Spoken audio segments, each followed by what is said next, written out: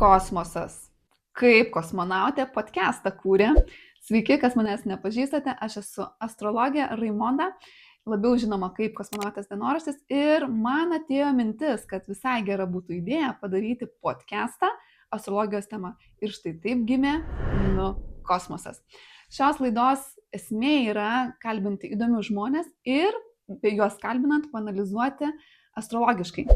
Kasgi rodo jų gyvenimo kryptį, pasirinkimus, charakterio savybės ir visus kitus dalykus, nes visa tai puikiai atsispindi mūsų žvaigždžių žemėlapyje. Kadangi tai yra pirmoji laida, aš neturiu jokios patirties, nei su apšvietimu, nei su filmavimu, iš vis neturiu nei asistentų, nei pagalbininkų, tai jau bemontuojant pamačiau, kad yra kliurkų, yra, kur tikrai galėjau pasistengti labiau, bet yra kaip yra, išleidžiu taip, kaip gavosi.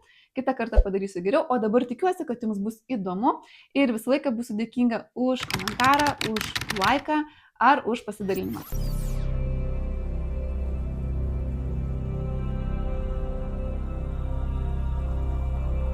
Anksčiau, tai jeigu mes būtumėm susipažinę, tu tikrai būtum sakęs, ne, su šita tikrai nebendra. Geras jogas geba materiją sudvasinti, o dvasinius dalykus materializuoti. Ir tu tokia, taip sugebi kaip ir flow, bet nenukvako, žinai, kur būna visiškai, atsiduoda Dievo valiai, čia viską. Nenupušus. Nenupušus, jo. Buvo taip, kad aš atsidarau studiją, galvoju, o pas mane čia dabar klientai, nes čia bus labai įdomios praktikos, viskas atrodo, čia klientai eis.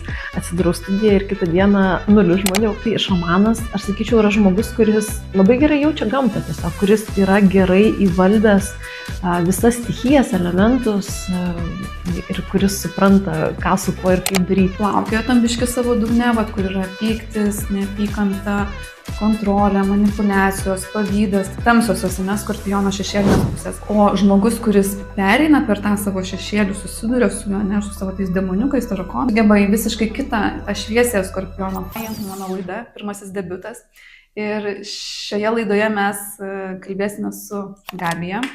Ir jau visiems čia išpasakau, kad šitos laidos cinkelis yra astrologija. Gabija papasakos apie save ir aš dar panalizuosiu astrologinius parodymus, kaip jie atsispindi, ne, tavo istoriją, ką tu pasakosi, ką mes matysime ir astrologinėme žemėlapyje. Daugelis astrologų sutiks, kad yra tokia pas mus liga, kai bendrauja su žmogumi ir iš karto pradeda ten galvoja vykti skaičiavimą, kur ten pasėtas, kur tas. Tai gerai, Gabija.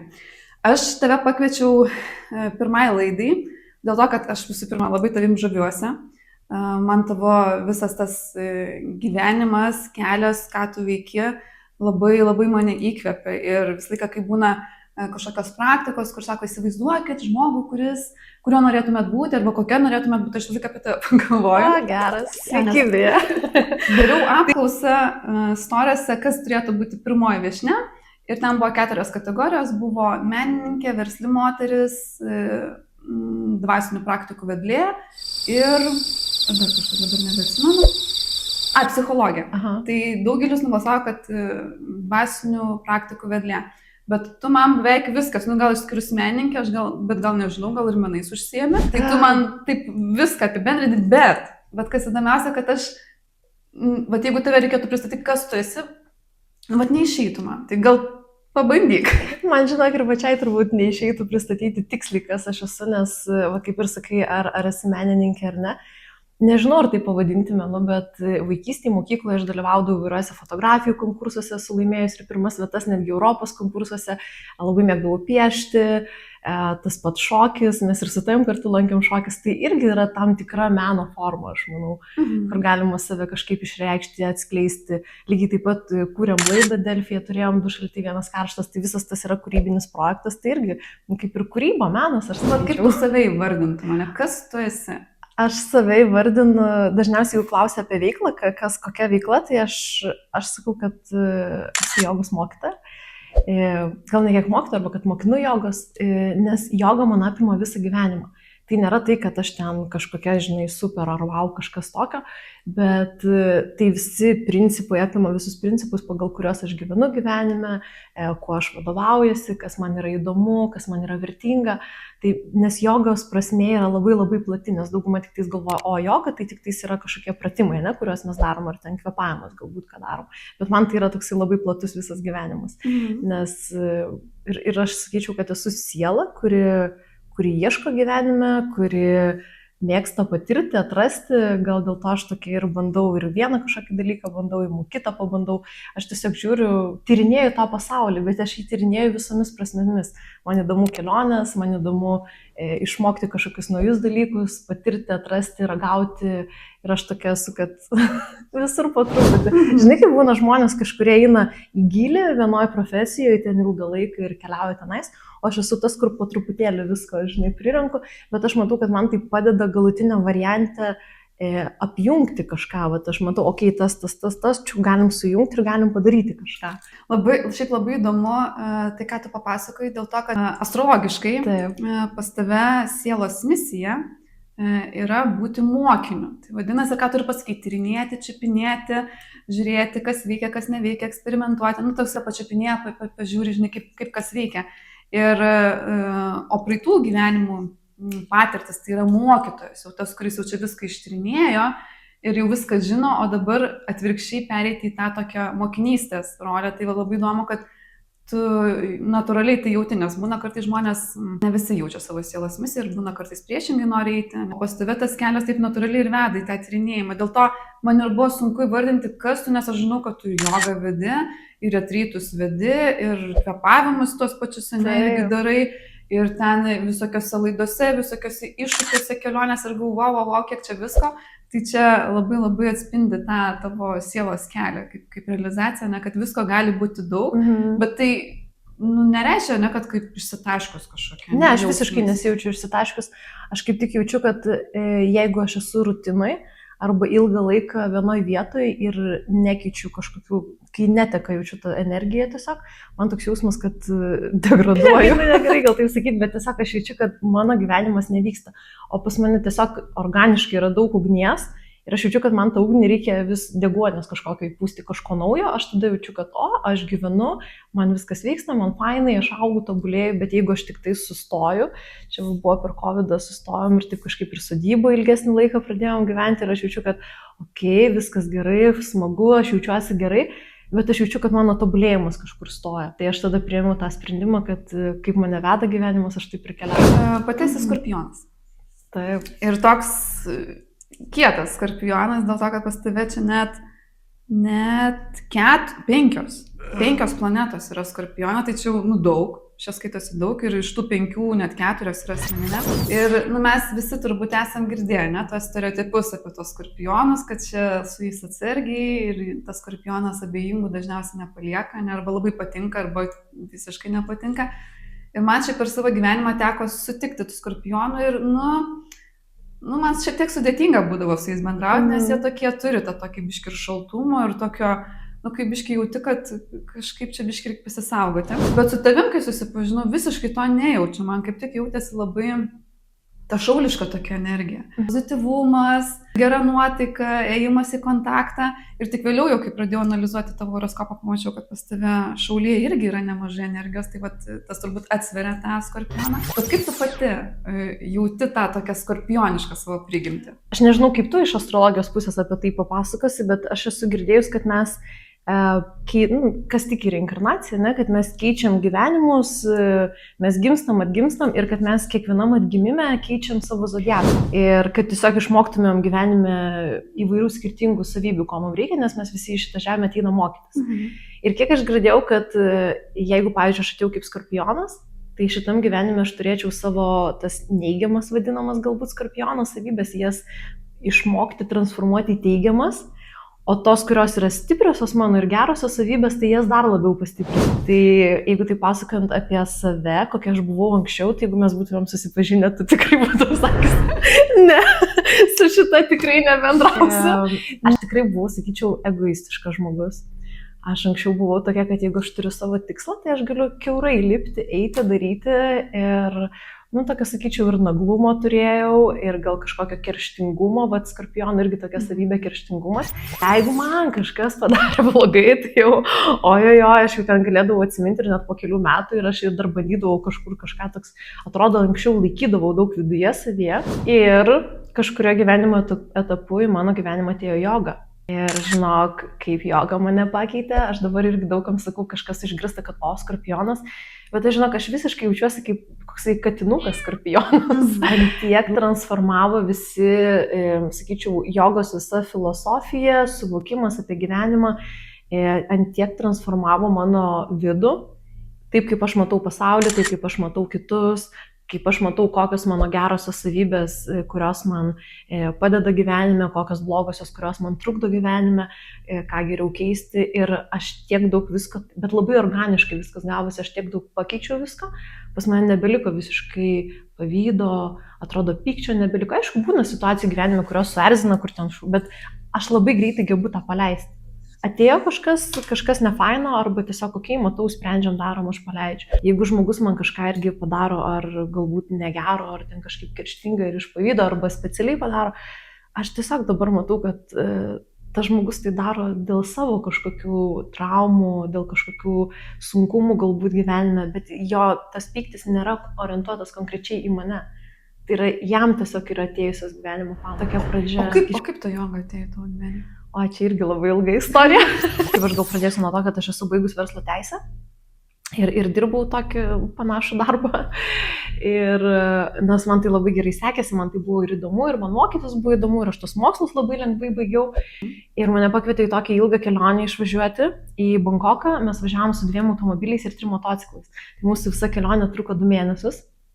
Ir tos kelionės metu man kažkaip, nes kiekvieną rytą atsisėdam automobilį, važiuojam, vakare pavalgom, išsimiegam, vėl važiuojam ir tas toksai ritmas ir viskas ir tos visos kitos šalis, kažkaip ir per Kiniją mes 28 dienas važiavam. Man toks jausmas, kad kažkaip atvėrė man akis ir aš supratau, kad aš visiškai ne ten esu, kur turėčiau būti. Ir atrodo, o ką aš galiu veikti, ką aš galiu daryti, nes atrodo, kad ir ką paimu, man gaunasi, bet man nėra, kad būtų labai įdomu daryti. Ir tada sugalvojau, kad gal aš, kadangi buvom Tailande, kad gal aš darysiu masažo saloną. Nes man ten taip patiko visi tie masažai ir aš grįžtu, aš nusipirkau ten tokias, kas gal buvo, jeigu studijoje, matė tokias rankytės, tokias gražios yra. Tai aš jas pirkau, iš esmės galvojau, darysiu savo masažo saloną, kadangi rankos, tai bus irgi mano masažo saloną. Aš grįžtu į Lietuvą ir man draugas sako Gabija, sako, man atrodo, kad jeigu norėtum atidarinėti masažo saloną, tu pati turėtum mėgti daryti masažus. Ir aš pagalvojau, kad aš mėgstu, kai tik tais man daro, aš tada turėčiau viską samdyti, bet aš galbūt pati nežinočiau tam tikrų dalykų ir aš ten nenorėčiau dirbti. Tai galvoju, okei, gal ir ne. Ir grįžau ir aš suprantu, kad to, ką dariau, nebenoriu daryti, tai taip palengvai išeidinėjau ir galvoju, reikia nuo kažko pradėti, gal sportuoti, nes aš net nelabai ir sportavau, toksai buvo, su žirgais tik tais užsiimdavau ir viskas. Ir nusipirkau abonementą į Impuls sporto klubą. Tai ten pavaikščiau vieną kitą jogą ir kažkaip niekas neužkabino, nepatiko, aš anksčiau dar kažkur kitur jogą lankiau, bet irgi nusipirkau 10 kartų abonementą, nueinu 3 kartus ir kažkaip sakydavau, ne man. Tiesiog netradau savo mokytojos ir netradau savo krypties, kuri man tinka.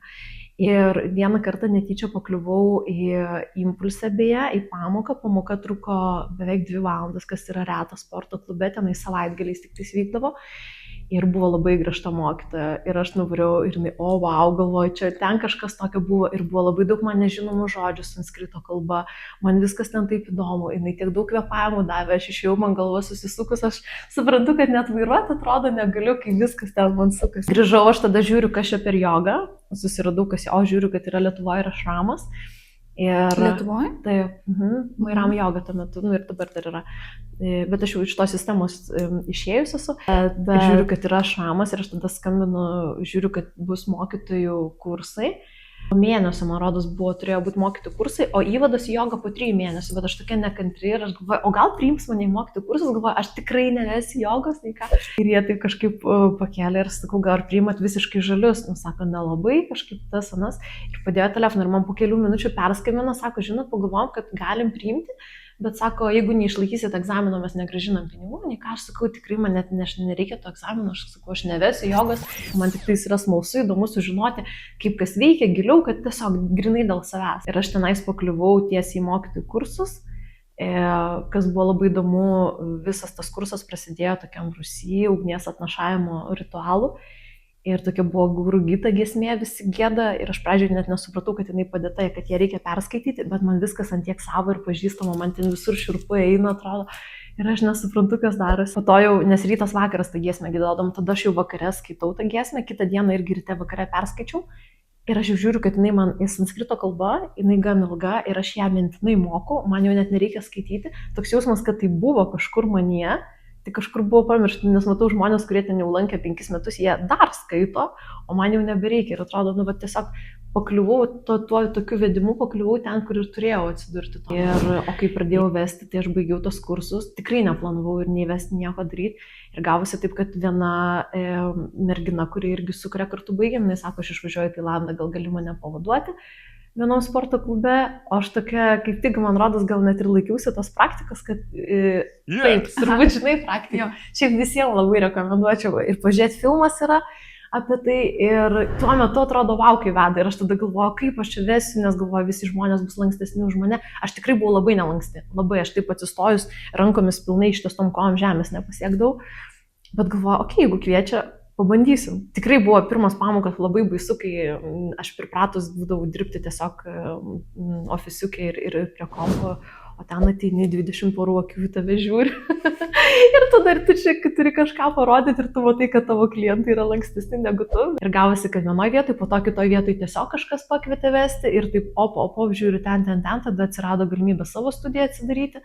Ir sakau, aš neplanavau, mane tiesiog atvedė. Va, ir dabar paminėjai studiją. Ne? Gali papasakoti plačiau, kaip užgimė visa šita studija? Tiesiog atsirado galimybės, nes gavosi, kad mes persikėlėm iš kitos vietos gyventi ir atsikraustam, kur yra priešais studija, jeigu žinai, yra tas Helios aukštas pastatas, mes tenais gyvenom su draugu.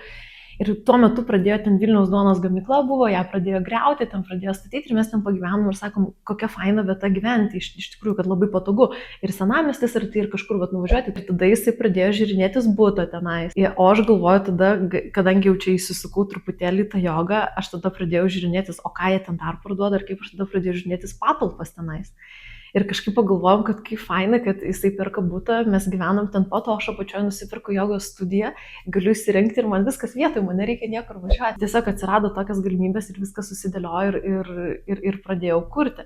Tada mano draugė dizainerė padėjo interjerą dėlioti. Mano buvo toksai tikslas, kad kai žmogus ateina iš gatvės, matyti tas auksinės duris, kad kai žmogus ateina tiesiog iš gatvės, kad jisai pereina tas duris ir palieka savo visus rūpesčius, visą savo gyvenimą, kad tiesiog lyg naują kažkokią erdvę įžengia. Tai ir kad labiau tada galėtų ir įsigilinti ir į save, atrasti kažką savyje, tai toksai mano buvo tikslas. Ir iš tiesų, kai atidariau studiją, aš jau ten tvarkaraštį padariau, erotinę plastiką moterims buvo, DAO praktikos vyrams, maudynės gongė. O tuo metu, čia buvo 2016 metai, kai atidariau, taip, tuo metu tokių praktikų dar niekur nebuvo, žmonėms reikėjo ir dar tie festivaliai dar irgi buvo tik tokia pati pradžia užgimstanti. Tai aš buvau tas, kur reikėjo pramušinėti visur kelius ir žmonėm aiškinti, kad tai nėra kažkokia ten super ar ezoterika, ar kad tai yra, nežinau, kad ten kažkokie baisus dalykai, nes žmonės dar bijodavo. Buvo taip, kad aš atsidarau studiją, galvoju, o pas mane čia dabar klientai, nes čia bus labai įdomios praktikos, viskas atrodo, čia klientai eis. Atsidarau studiją ir kitą dieną 0 žmonių.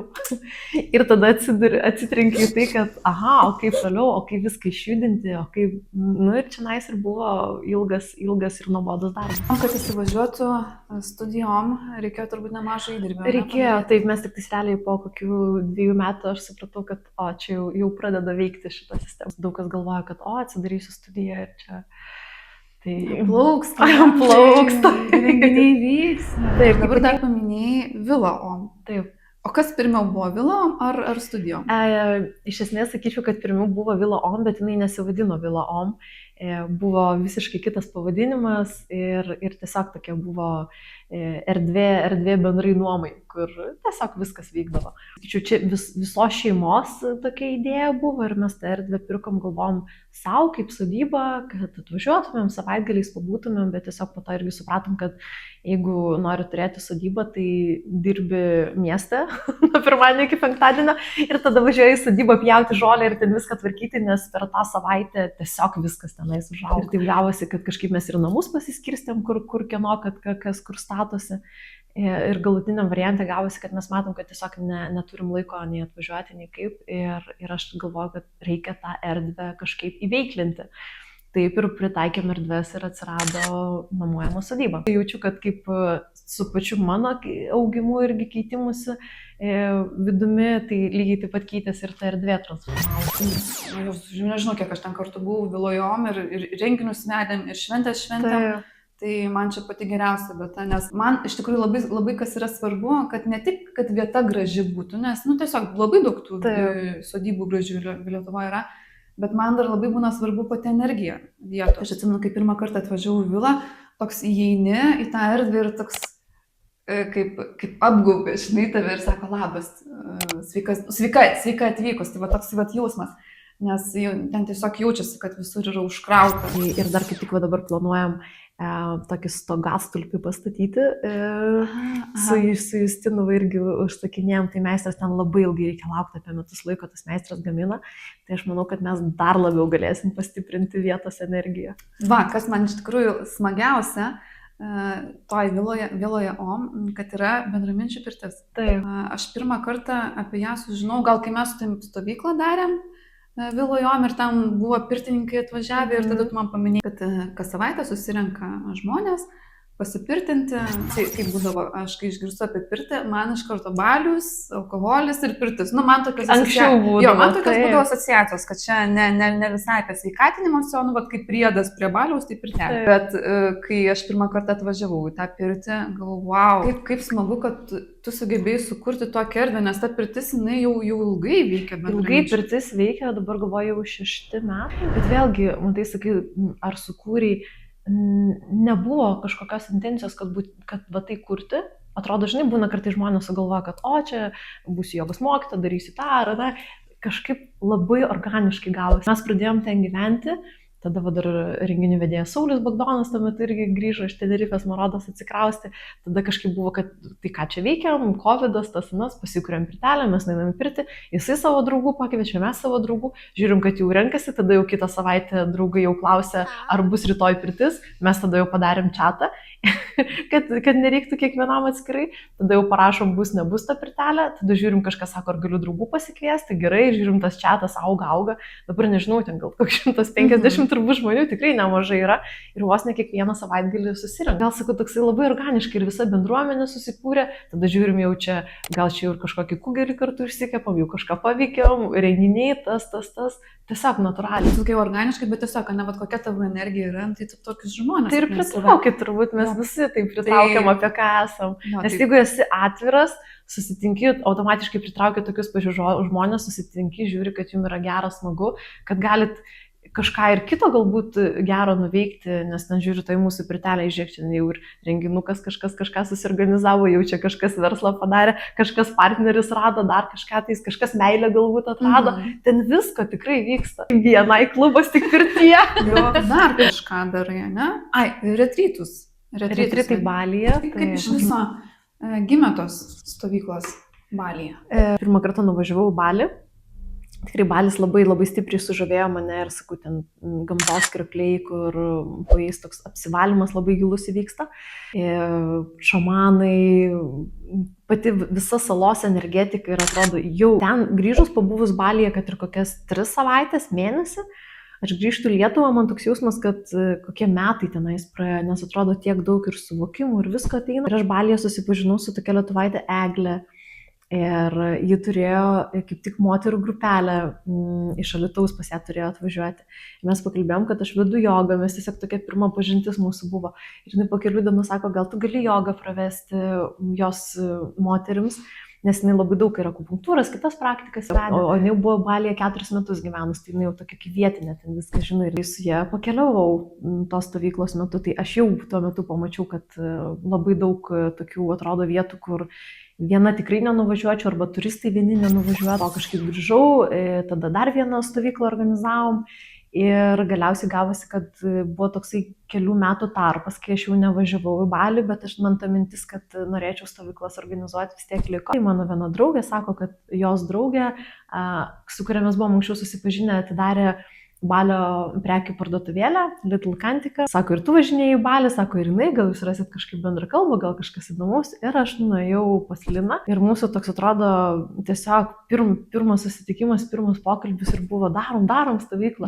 Ir toks, žinai, kaip būna kažką pagalvoja ir jauti, kad eina energija, kad juda, kad gaunasi. Ir buvo mūsų tokia pirma stovykla su ja ir čia buvo prieš pat COVID. Buvo taip, kad tikrai turėjom iššūkių, nes keletas žmonių ir neišskrido ir pabijojo, po to mes pačios stovyklos iki galo ir net nepabaigėm, nes jau pradėjo ten ir krioklius viską uždarinėti, jau Balis pradėjo užsidarinėti, tai tokį labai tikrai įdomų laiką turėjom. Pats grįžimas iš Balio labai 59 valandas tada užtruko, bet tikrai prisimenu tokį kaip labai gerą naudingą patirtį ir kažkaip ir su žmonėms, su kuriais buvom, ir kas stovyklos dalyviai, tai labai tokį stiprų ryšį sukūrėm visi. Tai ir iki šiol bendravom ir draugavom. O kada dabar artimiausia stovykla? Dabar artimiausia stovykla bus kovo 13 dieną ir mūsų tos stovyklos vyksta irgi tokiu labai įdomiu laiku.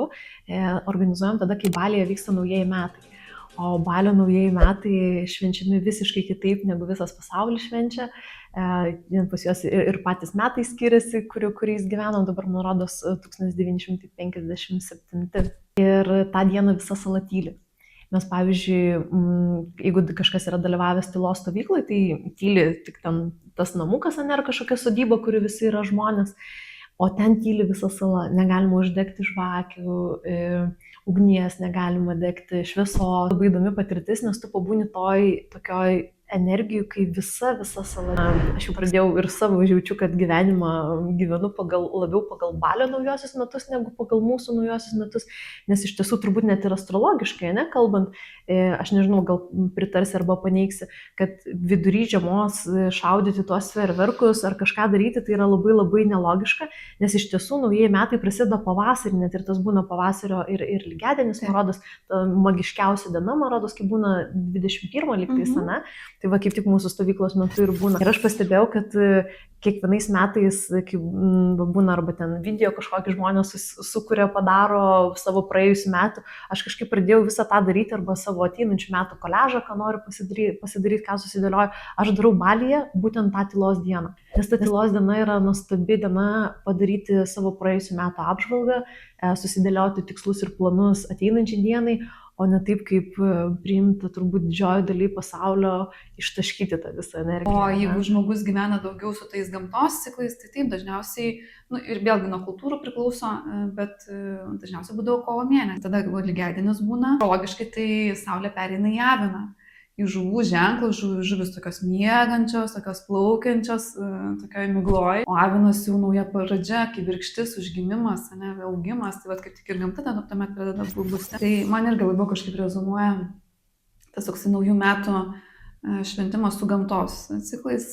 Bet, vis tiek negalim paneigti ir tos kolektyvinės pasąmonės, nes vis tiek, kad ir nelogiška ta data, bet, pavyzdžiui, man šiais metais labai jautėsi kažkoks perėjimas, kad kažkas naujo lygtais atsidarė, būtent, nes 21 dieną ir plaukus nusikirpau, nors visiškai neplanau, tiesiog ryte atsibudau ir pajutau, kad reikia kirpti. Taip, tai tokia skaurita, ypatingesnė ta mūsų stovykla, nes dieną prieš naujosius metus Balyje vyksta Ogogo šventė, ten kiekvienas kaimas gamina kokias 4-5 metrų skulptūras, išneša, jie ten šoka, tai tikrai yra toksai vertas dėmesio renginys, kur niekur kitur pasaulyje nepamatysi. Tai aš sakau, ten tikrai atrodo nuskrendi. Ir jeigu ar turėjai kažkokių problemų ar klausimų ar kažko, ten net nereikia praktikuoti. Ten kartais tiesiog sukrenta atsakymai, tau viskas ateina, nes su tokia visiška ramybė atrodo ateina ir kaip pamatai ten koks gyvenimas, kaip ten kas kur vyksta, tiesiog automatiškai viskas nereikia eiti pas kažkokius psichologus ar praktikas daryti, tiesiog galvoje atrodo atsiranda aiškumas. Ką man svarbu atrodo paminėti, sugebi tą tokį žemišką materialų pasaulį suderinti su tuo dvasiniu. Nes pas mus taip jau didžioji dauguma žmonių arba labai materialume yra, materijai, arba būna, kur jau labai smarkiai nueina dvasingumą ir šiek tiek jau kaip atitrūkę nuo žemės. Savo aplinkoje tik keli žmonės pažįstu, kurie sugeba labai gražiai apjungti šitus du pasaulius, kad ne tik viskas apie pinigus, bet pinigų yra, tašna pagrindas yra ryšys su aukštesne kažkokia jėga, irgi labai stiprus. Ir tu taip sugebi kaip ir flow, bet nenukvakus, žinai, kur būna visiškai, atsiduoda Dievo valiai, kur čia viską. Nenupušus. Nenupušus, jo. Ar visada pas tave taip buvo? Visada mane traukė ir tas verslumas, bet buvo, sakau, ir teisę nuėjau, ir verslo teisė pas mane. Bet aš visada ir nuo vaikystės turėjau, atrodo, kažkokį tą tokį stipresnį gamtos pajautimą, stipresnį savęs pajautimą.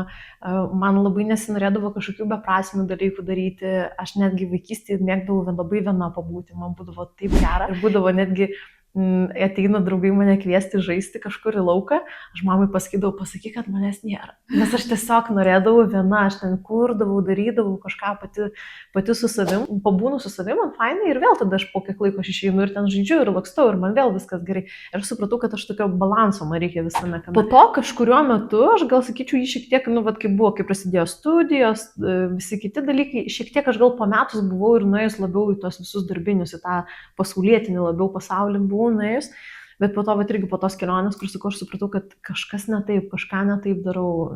Atrodo, žinai, kad viskas atrodo, viskas fainai, viskas gerai dėliosi, bet viduje kažko trūksta to tokio cinkelio. Po to, kai prasidėjo ir joga, atradau viską, man tai suteikė gilę kažkokią prasmę, matymą to, ką darau gyvenime ir man labai atrodo kažkaip svarbu tai, ką darai gyvenime, kad nekenktų kitiems ir kad kurtų kažkokią pridėtinę vertę, kad galbūt jeigu keičia žmogaus gyvenimą, tai kad keistų į gerą. Netgi kai pradėjau užsiminėti jogą, aš labai atsimenu savo mokytojo žodžius.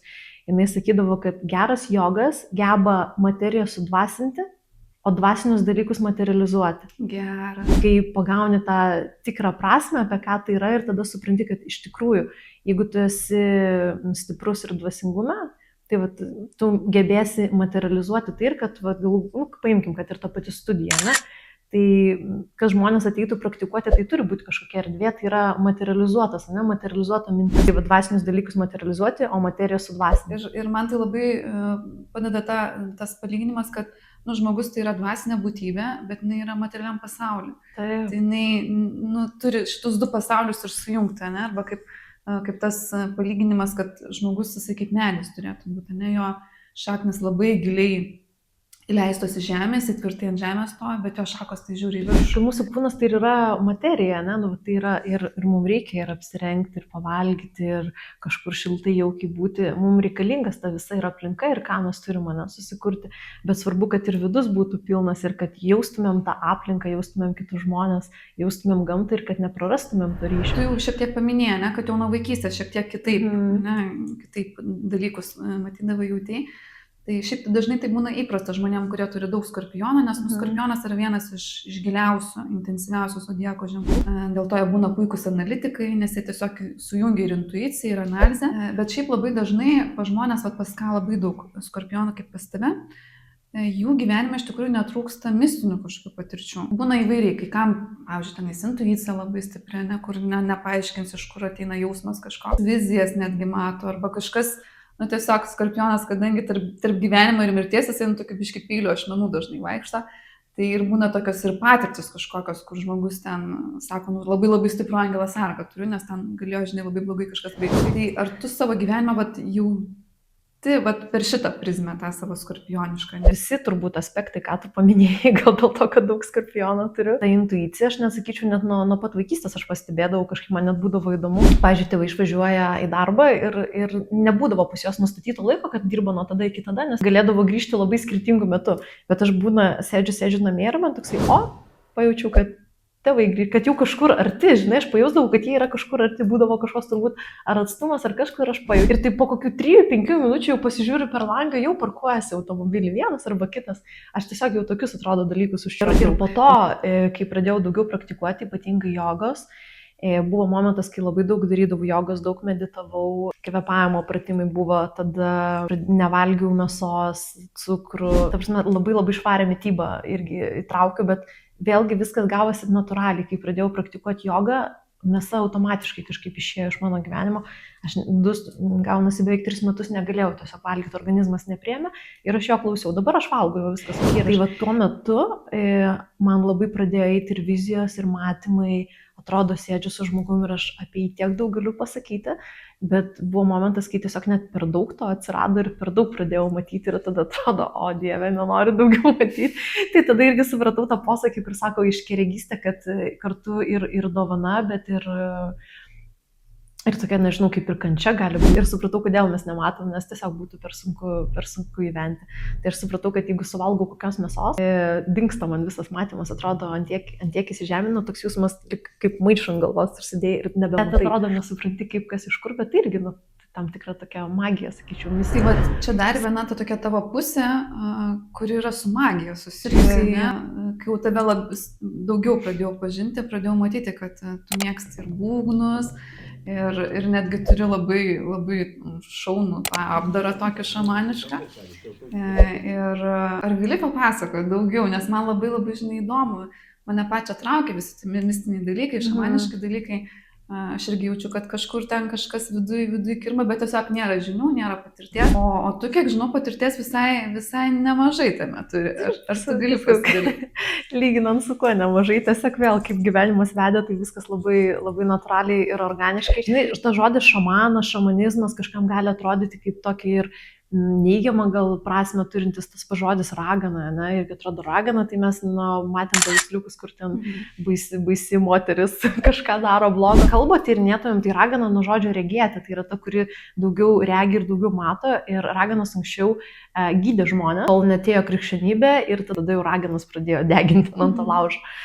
Tai tiesiog jos anksčiau buvo gydytojas. O šamanizmas, tai šamanas, aš sakyčiau, yra žmogus, kuris labai gerai jaučia gamtą tiesiog, kuris yra gerai įvaldęs visas stichijas, elementus ir kuris supranta, ką su kuo ir kaip daryti. Tai tiesiog tai visiškai nėra mistika kokia ar burtai, viską galima, taip paaiškinti. O kaip į mano gyvenimą atėjo, aš ir pati tokius, atrodo, mėgdavau ten ir ugnį padeginti, ir kažkur kažką, tokius, atrodo, savo kažką darai, nors ir nesupranti iki galo, apie ką tai yra. Ir po to jau, kai pradėjau jogą praktikuoti, mano mokytoja darydavo pudžas.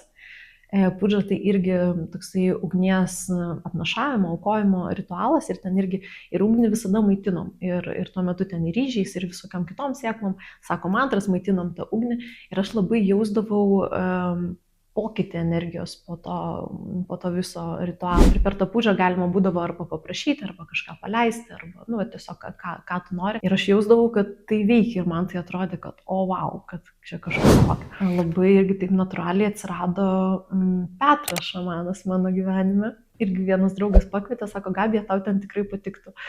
Ir aš tokia, jeigu matau, kad mane veda kažkur gyvenimas ar siūlo, aš dažniausiai sakau taip. Aš nuvažiuoju tenais ir kažkaip man irgi toks Petras atrodo kaip senas pažįstamas, geras draugas atrodo. Ir irgi labai viskas užsisuko taip organiškai, tada vienas renginys, kitas renginys su juo kartu, o po to buvo Valpurgijos naktis.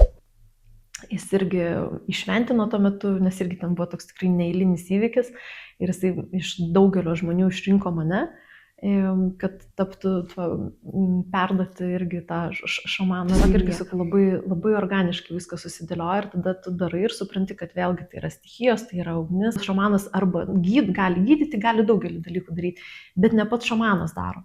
Jis yra tarpininkas tarp pasaulių, tarp ten ir tarp ten. Ir jisai tiesiog gali paderinti tenais, aš kai sakau, šiek tiek dalykus. Bet tai nėra kažkas baisaus ar kažkas tokio, tik tiesiog žmonės būna nežino, nesupranta ir jiem atrodo, kad kažkokios keistenybės vyksta. Nors šiaip, pavyzdžiui, apie tą patį šamanišką kvėpavimą, nes aš irgi mokiausi šamanišką kvėpavimą, tai kuo jisai skiriasi vien dėl to, kad tai yra tam tikrai dar kiti elementai, traukiami ten garsai, kvapai ar dar kažkas. Ir jeigu iš tikrųjų vedantis žmogus žino, ką jisai daro, ir jisai jaučia žmogų, kur jam reikia tuo metu gal paliesti, padaryti, ar kokio garso reikia, kad jo energiją labiau išjudinti, ne ką jam reikėtų paleisti, tai viskas yra puiku. Bet kaip ir tas pats žodis joga, dabar yra jau ir šuniukų joga, ir veido joga, nors tai nėra veido, tai yra tiesiog veido mankšta, alaus joga, kokios tik nesugalvosim, flow joga, yin joga, belen kokių jogų yra. Bet esmė tai yra pagrindas, ta tikroji klasikinė joga ir aš šiaip išbandžius turbūt, nežinau, visas jogos rūšis ir kryptis ir aš suprantu, kad jeigu žmogus nori pasiekti kažkokio tikslo, tiek su savo sąmonė, su kūnu, su protu, tai reikalinga ta nuobodi, lėta, neįdomi klasikinė joga, kur dabar daug kas neturi laiko, nenori arba neįdomu, nes daug kas eina į kažkokį, kur, o čia faina muzikytė, čia tas, kažkokį lyg ir patyriau kažką tais, ne? Išėjau, lyg ir buvo kažkas faino, praeina 2-3 dienos ir vėl nieko nebejau. Viskas, kas turi efektą, užima laiko, nėra galbūt labai įdomu, bet... Reikalauja disciplinos. Taip, reikalauja disciplinos, nuolatinio darbo, nuolatinio darimo. Ir nebus taip, kad nujaučia į jogą su fanfarom, su lemputėm ir su kažkokiu bumčiuku ir kad bus kažkas ne. Tai šiaip labai įdomu dar tavo astrologiniam žemėlapį. Ascendentas yra Šaulyje, tai čia tiesiog matosi, ne, pozityvumas, noras mokytis, pažinti, keliauti, plėsti savo akiratį, pasaulėžiūrą. Ir pas tave pati pirmoji planeta, kuri atidaro visą astrologinį žemėlapį, yra Neptūnas. Ir Neptūnas ne bet kur, jis yra ožiaragė. Tai va čia tokia įdomi kombinacija pas žmonės būna, kai būna pirmam būste Neptūnas, tai iš tikrųjų žmonės gali ir nukreipti savį į dvasinį kelią, arba į kūrybą, nes Neptūnas jisai už pasąmonę, už tai, kas neapčiuopiamo, arba už dvasinius dalykus yra atsakingas. Bet kada jis yra ožiaragė, tai ožiaragis labai struktūruotas, jis neleidžia tam Neptūnui visiškai išplaukti kažkur tais. Bet labai įdomu, kad ir paminėjo, ne, kad kaip ir iš vienos pusės, jo, fainai ten ir tos praktikos, ir ten patirtis kažkokios, bet tam, kad gaut kažkokią tikrai naudą, reikia vis tiek įsižeminti ir vis tiek reguliariai, ne, kažką daryti nuosekliai. Ir tarp kitko, Neptūnas, apskritai Neptūnas pirmam būste, kada būna pas žmogų, tokiam žmogui, jeigu tik jis pradeda labai kontroliuoti, planuoti, kad būtinai va čia taip, dažniausiai nieko nesigauna.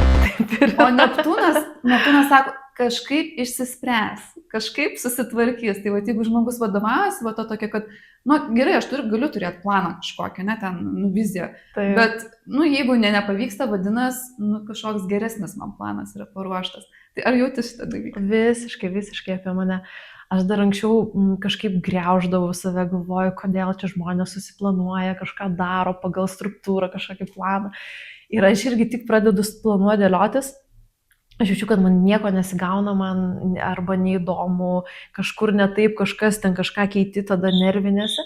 Ir aš irgi jau supratau, kad ne mano tas planavimas ir aš tiesiog labai daug ką paleidžiu savygai. Ir manęs labai kažkaip išmokino netgi ir kelionėse, tas toksai atsipalaidavimas, aš atsimenu, mes būdavo su draugai irgi keliavom, Tailande kažkur esam, pasižiūrim, jis sako, Gabija, sakau, 4 valandos mes dar neturim šiandien kur gyventi, haidsim, rasim. Ir toksai, žinai, per tokį visišką atsipalaidavimą, kada keliauju, aš jaučiu, kad viskas nuveda įvyksta ten taip, kaip turi būti. Tiesiog nepaskubėti daryti kažkokių dalykų anksčiau, nes dažniausiai, kodėl mes norim planuoti arba žinoti, iš baimės, ne? Iš baimės, kad kažko nekontroliuosim, kad kažkas vyks ne taip mūsų gyvenime. Ir aš supratau, kad man kaip tik atsiranda baimė, kai aš pradedu kontroliuoti. Tai paleidau, gaunasi, nesigauna. Ir jeigu nesigauna, sakau, taip ir turi būti. Aišku, tas pats susitikimus su žmonėmis, ne, planuotis. Man atrodo, būna ten prieš 2 savaitės, sako, ar galėsi, ir aš, wow. Nežinau, ar aš galėsiu, nes galbūt aš ir galėsiu tą dieną, mes net su tavim irgi buvom sutarę, ir buvom kaip ir vakar sutarę, bet perkeliam šiandien, nes aš gal ir pagal savo savijautą tada stebiu, arba būna ateina tą dieną ir aš suprantu, kad aš nenoriu šiandien nieko daryti. Ir jeigu aš leidžiu savo šiandien susitikti, o rytoj susitiksiu, aš būsiu visiškai kitos nuotaikos, visiškai kitas žmogus ir man bus labai kiek įmanoma dėliojęs gyvenimą, kad ta mano pirmutinė vertybė laisvė yra, kad aš aplink laisvę kurčiau vis tai. Ir dar šiaip kitas parodymas, kuris irgi rodo, kad tu tiesiog eini per gyvenimą plaukdama, tai pirmo būsto valdovas, ascendento valdovas Jupiteris yra žuvise. Žuvis yra Neptūno valdos, čia tokia labai įdomi pas tave kombinacija gaunasi. Pirmo būsto valdovas yra antrame būste, tokiame vadiname, o antras būstas yra materija. Tai čia puikus pavyzdys, kai žmogus šitam gyvenime per ką auga, ne? Nes pirmo būsto valdovas, kuris yra parodo per ką asmenybę gali save atskleisti, tai per materiją, bet kai yra žuvis, ne? Kai yra tas dvasinis rišasi, ne? Iš kur pas tave tas gebėjimas ir tvirtai ant žemės stovėti ir būti toje gausoje, bet nesureikšminti, kad, kaip pasakyti, nebūti ta materialistė, žinai, kur ten viskas tik dėl pinigų. Bet ir tas aukštesnis toksai aspektas įsijungęs. Ir tarp kitko pas tave 11 būstas, kuris yra atsakingas už draugus, bendraminčius, kolektyvus, irgi yra Skorpione. Kai būna tokia padėtis, tai rodo mano draugų aplinka, ne, arba mano bendraminčiai, kokie tai yra žmonės. Kai būna Skorpione, tai yra verslininkai, tai yra šamanai, visokie mistikai, raganos tas pačios, ne, būrėjos, ne, arba ezoterikai, žmonės į ezoteriką stipriai nueinantis, arba tiesiog labai, labai gilus ir įdomus žmonės. Gali tai patvirtinti. Tai tu irgi iš tų žmonių. Faktas, visiškai, iš tikrųjų, arba yra tokie verslininkai, bet tokie, žinai, jau užkietėję verslininkai, arba va, žmonės irgi iš to visiškai kito atrodo pasaulio. Bet man kažkaip aš ir ten labai randu bendrą kalbą ir man ir ten gera, ir toks, sakau, balansas visiškai geras. Žaviuosi tavimi, nes kai būna pa žmogui labai daug to Skorpiono, dažnai žmogui pačiam su savim būna sunku, nes tiesiog per jį eina visokios ir emocijos, visokie jausmai, ir tie tokie kraštutinumai, myliu, nekenčiu, juoda, balta, mirtis, gimimas ir taip toliau. Skorpiono užduotis ir yra kaip tik nunerti netgi savo tam tikrą gylį, bet atsispirti nuo dugno ir atgimti iš naujo, netgi taip galim pasakyti. Bet ne visiems taip išeina, nes kai kurie žmonės plaukioja tam biški savo dugne, kur yra pyktis, neapykanta, kontrolė, manipulacijos, pavydas, tas pats, ne, kerštas ir taip toliau, tos tokios tamsiosios, ne, Skorpiono šešėlinės pusės. O žmogus, kuris pereina per tą savo šešėlių, susiduria su juo, ne, su savo tais demoniukais, tarakonais visais, jisai sugeba į visiškai kitą, tą šviesę Skorpiono pusę nueiti, ne, tai yra ir pagalba kitiem, ir verslumas tas pats, ir ta pati mistika, darbas su energijomis. Tu esi tiesiog pavyzdys žmogaus, kuris sugebėjo tą Skorpiono energiją transformuoti į pozityvą, o ne į negatyvą. Aš žinok, net tai irgi taip dabar tokia mintis atėjo, o jeigu aš būčiau likus tame, kame aš buvau, ir jeigu aš nebūčiau atradus jogos, jeigu nebūčiau nuėjus tuo keliu, tai nežinau, aš neįsivaizduoju, kaip aš atrodyčiau, kaip aš jausčiausi. Aš jaučiu, kad būtų labai blogai turbūt, nes jaučiu, kad ne ten visiškai buvau, visiškai nebūtų. Greičiausiai, jeigu nebūtų to tokio, sąmoningumo kelio. Taip, jau bloga nuo to žodžio sąmoningumas, bet tiesiog, taip yra. Jeigu nebūtum nukreipusi save į šitą kelią, tai greičiausiai būtų labai daug priklausomybių. Dėl to, kad kada būna Neptūnas irgi pirmam būste ir dažnai rodo, kad žmogus gali būti linkęs tada bėgti nuo realybės, ne, per priklausomybės, iliuzijas, saviapgaulę ir taip toliau. Bet tas pats Neptūnas, nes turi dvi pusės. Tai viena yra iliuzijos, priklausomybės, saviapgaulė, destrukcija, o kita yra dvasingumas, sąmoningumas, pagalba kitiems. Ir dažnai, kai pas mane ateina į konsultaciją žmonės, aš visą laiką perspėju, kad mūsų astrologinis žemėlapis tai yra galimybių laukas.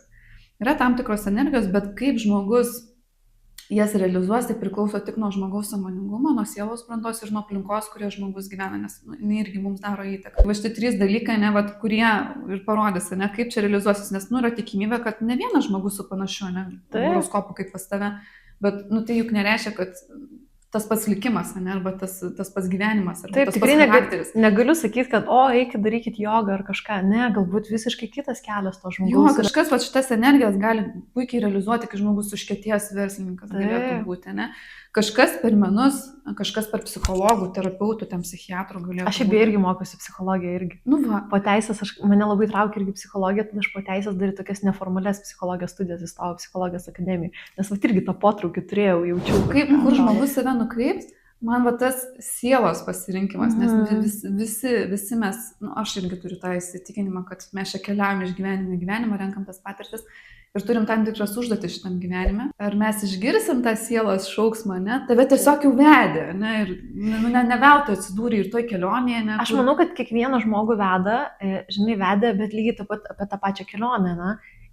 Mano gyvenime tuo metu dėliojasi labai daug aplinkybių, kad aš į tą kelionę neišvažiuoti. Mano mama labai stipriai susirgo, įmonėje labai buvo negeri dalykai. Tarsime, daug buvo aplinkybių, kurios man visos sakė, kad Gabija, tu nevažiuosi į šitą kelionę. Sakau su draugu, kuris irgi buvo mane pakvietęs tada, aš sakau, žiūrėk, aš negaliu važiuoti nekaip. Ir sako, aš neleisiu tau nevažiuoti. Ir aš tiesiog bandžiau visaip kaip įmanoma susidėlioti, kad aš galėčiau. Tai va čia vėl turbūt nuo užsispyrimo priklauso. ar tu pereisi tai ar ne, nes kai sakau, Dievas dažnai prieš atiduodamas dovanai vynioja ją į problemą. Ir aš ten tiek sprendžiau tas problemas ir atsimenu tą ilgą kelionę, kur aš važiavau, tai aš dar 2 savaitės taip ir ant telefono ir sprendžiau dalykus ir sprendžiau įvairius klausimus, kur tikrai buvo labai svarbus. Buvo taip, kad, o, žiūrėk, važiuok čia tau gyvenimą, nes vis kažkur atrodo randi, kur turi pats įdėti pastangų. Tai va čia, žinai, turbūt nėra to vienareikšmiško atsakymo, kaip yra, ar čia likimas, ar čia pats žmogus sprendžia, ne, ar čia kažkas įtaka dar, nes man atrodo, kad čia yra visuma. Tam tikri dalykai jau yra pas mus suplanuoti, kaip sielos kelio dalis, kai kurie yra, kur priklausys, ką tu pasirinksi, visgi ar pasiduosi pagundam, gal ar atrasi stiprybės kažkokios, ar visgi klausysi ten savo to stipraus vidinio balso. Taip, vėlgi, aš sakau, turbūt ir nuo to užsispyrimo, kiek nusiteiksi, nes tikrai buvo, aš tą pačią jogą mokaiesi, atrodo, wow, ten viskas, kaip sunku, kur ten ar kažkokius dalykus, atrodo, jau norisi mesti kažkurioje vietoje, bet pats supranti, kad, okei, dar žingsnelis ir gal kažką pasiekti. Jaučiau, kad ir ta tokia, žinai, disciplina labai irgi išsiugdžius pati. Aš ten ir su žirgais anksčiau užsiminėjau, tai būdavo irgi labai sunkios treniruotės, viskas, bet suprasdavau, kad jeigu nori kažką pasiekti, nori, turi daryti. Aš visokius bandydavau su savo kūnu, ten ir badavimo praktikas ir daug visokių atrodo, kur aš kišdavau savai kažkas nepatogias situacijas, tas pats ledo vonios, eketės, irgi pateini eketė ir aš suprantu, kad aš dedama save kažkur tais, aš savo tokios disciplinos ir duodu to tokio irgi užsispyrimo, kad viskas yra įmanoma. Kad ir kaip yra sudėtinga, bet viskas yra įmanoma. Tai čia irgi viena iš skorpiono prigimčių, perlipimas per save, nes kai tu perlipi per save, susiduri su savo kažkam baimėm ar iš tos komforto zonos kažkokios išlipi ir tada matai, kad galiu. Tai jeigu šitą galiu, tai vadinasi tikimybė, kad ir dar kažką didesnio galėsi padaryti. Ir va dar su ta tavo sielos misija irgi labai rezonuoja, nes pas tave šiaurinis karvinis mazgas, kuris rodo, ne, va sielos ta tokias pamokas pagrindinės yra avine, o avinas jis toks labai einu, darau, matau tikslą, nematau kliučių. Tai labai jaučiasi tas toksai pas tave ir tas toksai nebijau rizikuoti. Bus kas bus, nepavyks, nieko, atsikelsim, toliau eisim, tai va čia tokia labai aviniška prigimtis tokia būna. Tai panašu, kad jau ne pirmą gyvenimą tu mokais iš tų dalykų, dėl to, žinai, iš tam gyvenimą nėra taip sudėtinga. Įdomus, su jums buvo pasikalbėti, dar net, nors jau ir taip mes su jums pažįstamos nemažai, bet dar kitų kampų tave pamačiau, pažinau. Ir šiaip aš savo pašnekovams turiu dovaną. Kadangi, aš nežinau, ar tu nešioji, matau, nešioji kristalus. Mėgstu visokius. Tai aš irgi labai kažkaip susidomėjau tuo mineralų pasauliu ir pati irgi mėgstu nešioti visokias apyrankės kristalų ir šiaip namuose. Ir matau, kaip jie labai subtiliai veikia. Bet veikia. Jo, tai aš tau suvėriau apyrankę iš 4 kristalų. Tai čia yra granatas, yra apie aistrą gyvenimui, pasitikėjimas, drąsą. Tai čia yra visiškai avino tavo energijai stiprinti. Toliau yra tigrokis. Tigrokis irgi yra apie veiksmą, užsispyrimą, tikslų siekimą. Šiaip verslininkam labai gerai. Yra turmalinas. Turmalinas tai yra visiškai apie apsaugą ir čia yra skorpioniška energija. Nes aš tikiu, kad pati greičiausiai nemažai turi savo apsaugų, visokių, nežinau, ar per amuletus, ar tiesiog energetinės apsaugas, bet galvoju, turmalinas tikrai nepamaišys. Ir yra dar įdėtas oniksas. Oniksas, jisai irgi kaip apsauginis akmuo veikiantis, tik tai jisai daugiau tą informacinį triukšmą aplink mus šalina. Tau labai dėkinga. Ir žinau, kad tu irgi turi dovanų žiūrovam. Taip. Kadangi organizuojam su Lina iš Little Kantikos stovyklą Balyje, tai tiesiog tokia trumpas laikotarpis bus, kada galima įsigyti kelionę ir visi, kas įsigys kelionę, gaus 100 eurų kuponą apsipirkti Little Kantika parduotuvėlėj, ten, kur nuostabios žvakės, patys geriausias smilkalai ir daug, galiu patvirtinti. Ir daug viso kito gėrio iš Balio salos, arba bus galima pasirinkti tą čekį išnaudoti viloje, pavyzdžiui, apsistoti pasakų namelyje 2. Wow, jau dar pirtelę užsukti. Iki kada galioja? Tai galioja iki kovo pradžios, kol jau tokie, taip, arba kol bus vietų tiesiog, nes dar turime keletą vietų, tai toksai, kol užsipildys vietos ir viskas, nes vietų kiekis ribotas stovyklai. Supratau. Tai tiesiog žiūrovai, kas susigundėt, nes aš tai labai gundausi, bet dar ne šį kartą į Balį. O gal ir šį kartą? Bus matyti, niekas nežino. Niekas nežino. Galime rašyti Gabijai, aš gal priseksiu jau paskui po video kontaktus, kur galit susisiekti daugiau informacijos apie Taip, apie tą kelionę. stovyklą. Aha, Arba sužinoti. galite pasižiūrėti retritaivalyje.lt. Tai ačiū tau. Ačiū tau. pokalbį. Galvoju. Ačiū, kad pakvietei. O jūs, mėgėjai, pakomentuokit, ką galbūt norėtumėt pasiūlyti kitam, kitą žmogų pašnekovą, jeigu žinot žmonių, kurie turi įdomią kažkokią istoriją, kurie galbūt norėtų irgi sudalyvauti, pasinalizuoti save astrologiškai, tai tiesiog galite komentuoti kosmosas ir užtaginkit žmogų komentaruose.